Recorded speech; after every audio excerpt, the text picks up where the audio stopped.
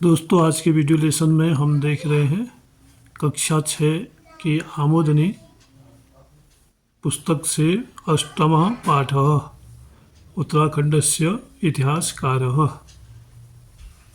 तो आज हम देखेंगे 8वां पाठ कक्षा 6 उत्तराखंडस्य इतिहासकार। उत्तराखंड के जो इतिहासकार है उसके बारे में हम आज यहाँ पर पढ़ेंगे। दोस्तों, मैं हूँ CS जोशी और आप देख रहे हैं CS जोशी लर्निंग जोन। और CS जोशी लर्निंग जोन में आज आप पढ़ेंगे, समझेंगे उत्तराखंड से इतिहासकार इस पाठ का अर्थ और इसकी व्याख्या। तो आइए देखते हैं।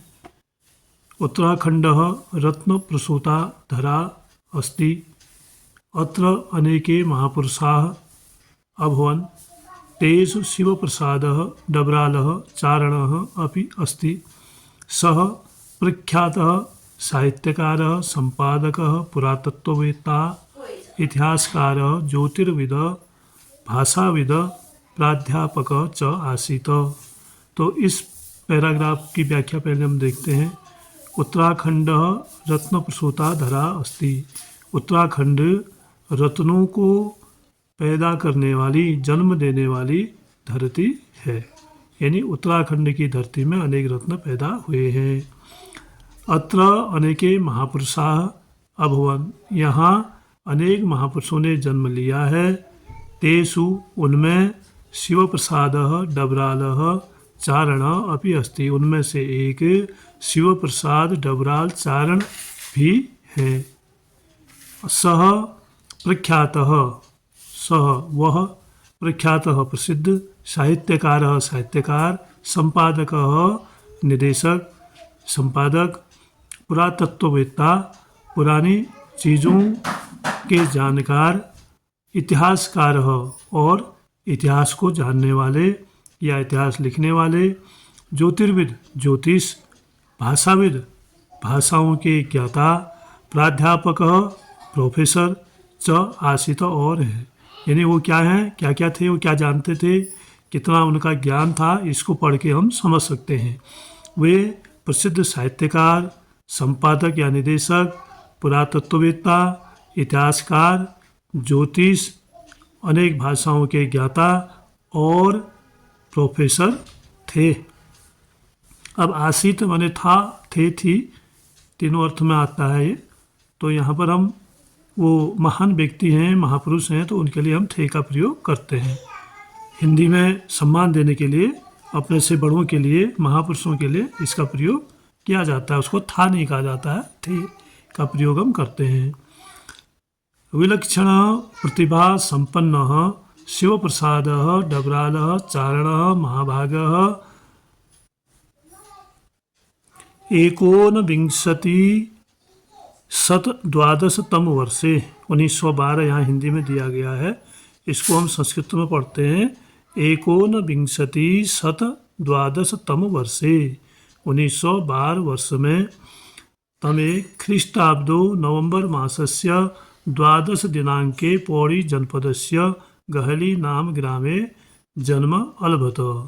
तो वो क्या थे, विलक्षण प्रतिभा, यानी कुशाग्र बुद्धि वाले थे, उनकी प्रतिभा विलक्षण थी। संपन्न, कुशल प्रतिभा से या कुशाग्र प्रतिभा से संपन्न, शिवप्रसाद डबराल चारण महाभाग यानी महोदय, 1912 ईस्वी सन में, कब, नवंबर मासस्य, नवंबर महीने के 12 दिनांक मैंने 12 तारीख को, कहाँ जन्म लिया उन्होंने, पौड़ी जनपदस्य, पौड़ी जिले के गहली नाम ग्राम में जन्म अलभत, पौड़ी जिले के गहली नामक गांव में जन्म प्राप्त किया। अस्य पिता कृष्णदत्तः डबरालः कर्तव्यनिष्ठः प्रधानाध्यापकः आसीत्। इनके पिता का नाम था कृष्णदत्त डबराल और वो क्या थे, क्या करते थे, एक कर्तव्यनिष्ठ, अपने कर्तव्य में अडिग रहने वाले प्रधानाध्यापक थे।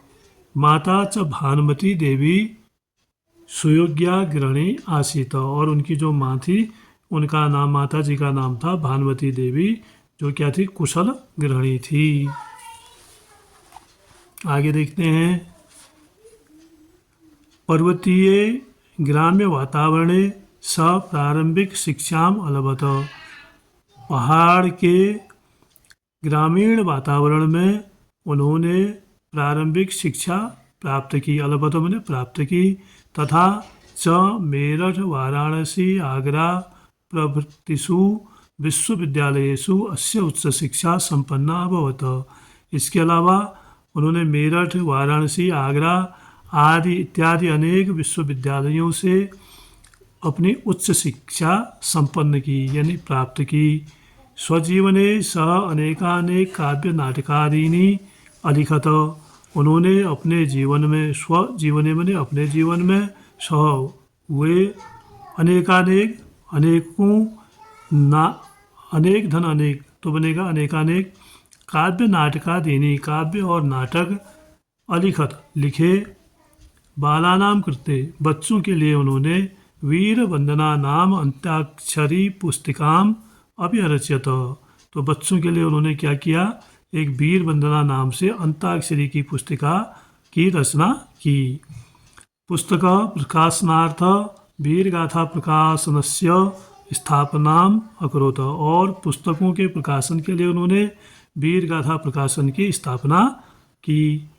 वीर रस प्रधान काव्य लेखनेन तथा निरंतरम पुरातात्विक भ्रमण कारणेन तस्य चारण इति नाम सार्थकम अभवत। वीर रस के प्रधान काव्य लिखने से तथा निरंतर पुरातात्विक भ्रमण कारणेन और लगातार पुरानी जगहों पर घूमने और पुरानी चीज़ों के भ्रमण करने के कारण तस्य उनका चारण इति नाम सार्थकम अभवत। चारण ऐसा नाम सार्थक होता है या सार्थक हुआ। स एक विंशति खंडेषु उत्तराखंडस्य इतिहासम अलिखत। उन्होंने 21 खंडों में, एक विंशति में 21 खंडों में उत्तराखंडस्य उत्तराखंड का इतिहासम अलिखत इतिहास लिखा। स्वस्य सरोड़ा नाम ग्रामे उत्तराखंड विद्या भवने बृहद पुरातत्व संग्रहालयस्य पुस्तकालयस्य च स्थापनाम अकरोत। उन्होंने सरोड़ा नामक गांव में, यानी उनका जन्म कहाँ हुआ था, गहली नाम गांव में उनका जन्म हुआ था और उसी के अंदर एक छोटा गांव आता है, उसका नाम है सरोड़ा नाम गांव। तो सरोड़ा नामक गांव में उन्होंने क्या किया, उत्तराखंड विद्या भवने, उत्तराखंड एक विद्या भवन नाम से एक बहुत बड़ा पुरातत्व संग्रहालय की और पुस्तकालय की स्थापना करी। सह अनेकानेक पत्र पत्रिकाणां संपादनमपि अकरोत। उन्होंने अनेकानेक यानी बहुत सारे पत्र पत्रिकाओं का संपादन भी किया। उत्तराखंडस्य साहित्य संस्कृति संदर्भे अस्य लेखनी महर्षि वेद व्यास आजीवनम प्रवाहमाना आसीत। और उत्तराखंड की साहित्य और संस्कृति के लिए इसके संदर्भ में उनकी लेखनी महर्षि वेद व्यास जी की तरह आजीवन चलती रही। अतएव जन एनम इंसाइक्लोपीडिया आप उत्तराखंड अभी उच्यते। और उनका दूसरा नाम क्या था, उनको लोग कहते थे इसीलिए क्योंकि वो सब चीज़ों का ज्ञान रखते थे, इतिहास का, पुरातत्वीय सामग्रियों का और भाषाओं का, और इसके अलावा इतिहासकार थे, ज्योतिष का ज्ञान भी रखते थे। तो लोग उनका एक अन्य नाम जो लोगों ने रखा वो था इंसाइक्लोपीडिया ऑफ उत्तराखंड, यानी जिसको सब चीज़ों का ज्ञान हो उत्तराखंड से संबंधित। अभी उच्चते ऐसा भी कहते थे। नवंबर मास के चतुर्विंशतितमे दिने 1910 वर्षे तमे ख्रीष्टाब्दो अयम दिवंगत।